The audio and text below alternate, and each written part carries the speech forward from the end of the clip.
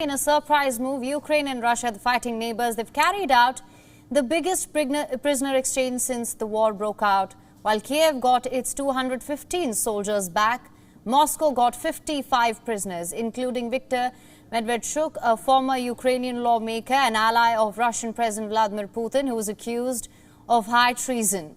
The Ukrainian soldiers included fighters who led the defense of Mariupol's Azovstal steelworks, the combat unit that marked Ukraine's remarkable resistance against Russian offensive. Ukrainian President Vladimir Zelensky welcomed this move.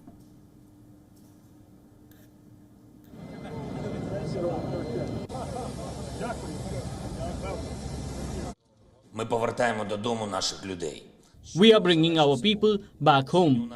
The exchange has just been completed. Today, we have 215 good news.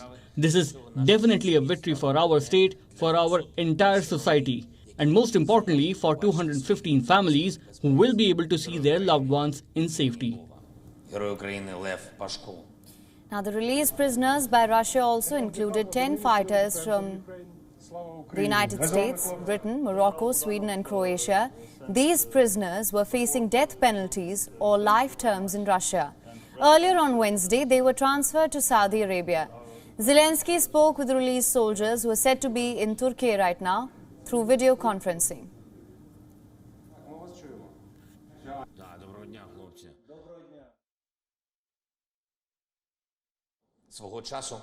At one time, we discussed this with Boris Johnson, and he asked for assistance together with American friends.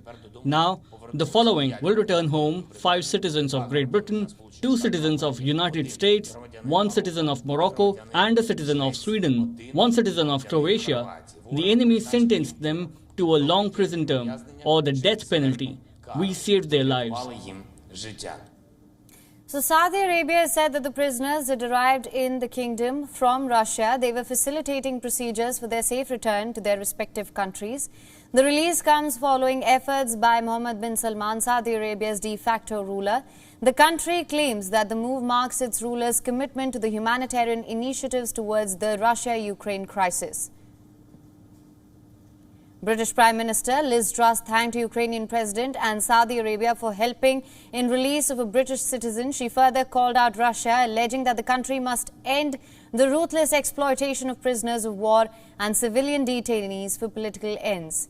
The White House too thanked Zelensky and the Saudi prince for facilitating this exchange.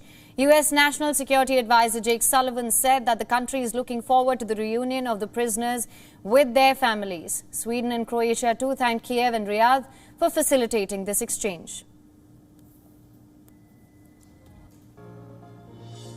WION is now available in your country. Download the app now. Get all the news on the move.